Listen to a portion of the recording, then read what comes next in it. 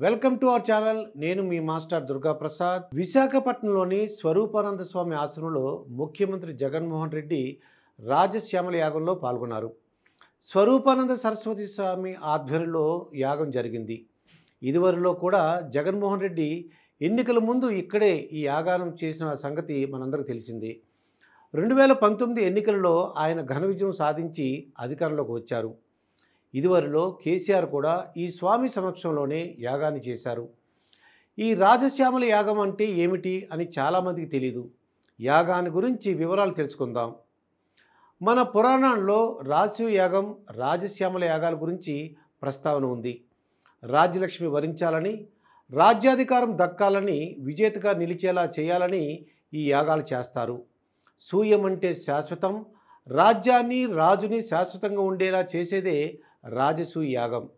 ప్రారంభించిన కార్యంలో విజయం అందుకోవాలి, శత్రువులు క్షీణించాలి, సార్వభౌమాధికారం సిద్ధించాలి, రాజ్యాధికారం శాశ్వతంగా ఉండాలని రాజశ్యామల యాగం చేస్తారు.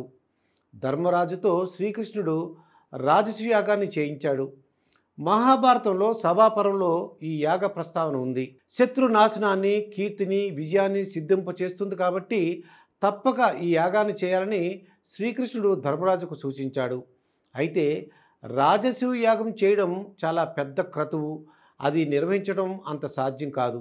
అందుకే దానికి ప్రతిగా రాజశ్యామల యాగాన్ని ద్వారా విజయం సిద్ధించేలా చేయమని శ్యామలాదేవిని ప్రసన్నం చేసుకుంటారు. ఈ యాగాన్ని ఏడాది కాలం చేయొచ్చు, లేదా మండలం రోజులు అంటే 41 లేదా 21, వీలుంటే 16 రోజులు, లేకపోతే 3 రోజులు కూడా చేస్తారు. మహాభారతంలో ధర్మరాజుతో శ్రీకృష్ణుడు చేయించిన రాజసూయ యాగం, రాజశ్యామల యాగం ఒకటేనా అంటే ఈ రెండు యాగాలు ఒకటే కాకపోయినా వాటి వెనుకున్న ఆంతర్యం, పరమార్థం మాత్రం ఒకటే. ప్రారంభించిన కార్యంలో విజయం అందుకోవాలి, శత్రువులు క్షీణించాలి, సార్వభౌమాధికారం సిద్ధించాలి, రాజ్యాధికారం శాశ్వతంగా ఉండాలని రాజశ్యామల యాగం ద్వారా శ్యామలాదేవిని ప్రసన్నం చేసుకుంటారు. తెలంగాణ మాజీ ముఖ్యమంత్రి కేసీఆర్ కూడా ఎన్నికల ముందు 2013, 2014, 2019, 2023 అసెంబ్లీ ఎన్నికల సమయంలోనూ రాజశ్యామల యాగాన్ని చేశారు.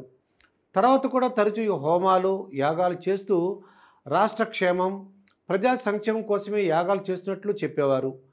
యాగం చేసిన 2023 అసెంబ్లీ ఎన్నికలలో కేసీఆర్ ఓడిపోయి పదవిని కోల్పోయారు. క్రిందటి వారం టీడీపీ అధినేత చంద్రబాబు నాయుడు రాజశ్యామల యాగంలో భాగంగా 3 రోజుల పాటు పలు రకాల పూజలు, క్రతువులు నిర్వహించిన సంగతి తెలిసిందే. పూజా కార్యక్రమాలు, యాగ క్రతువులు చంద్రబాబు నాయుడు, భువనేశ్వరి పాల్గొన్నారు.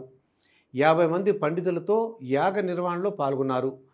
పూర్ణాహుతితో యాగం ముగిసింది. తాజాగా ముఖ్యమంత్రి జగన్మోహన్ రెడ్డి విశాఖలో యాగం చేశారు. ఆయన స్వరూపానంద స్వామి భక్తులు కూడా. తెలుగు రాష్ట్రాల నాయకులు ఇలా ఎన్నికల ముందు యాగాలు చేయడం ప్రజలందరి దృష్టిని ఆకర్షిస్తోంది. అభివృద్ధి పనులు చేసి మంచి పరిపాలన అందించి ప్రజల ముందుకు రావాల్సిన నాయకులు యాగాలు చేసి తామే ముఖ్యమంత్రులమవుతామని భావించడం ప్రజలు గమనిస్తున్నారు. యాగం చేసిన వారందరికీ పదవి రాదు. మరి అమ్మ ఎవరిని కరుణిస్తుందో చూడాలి మరి.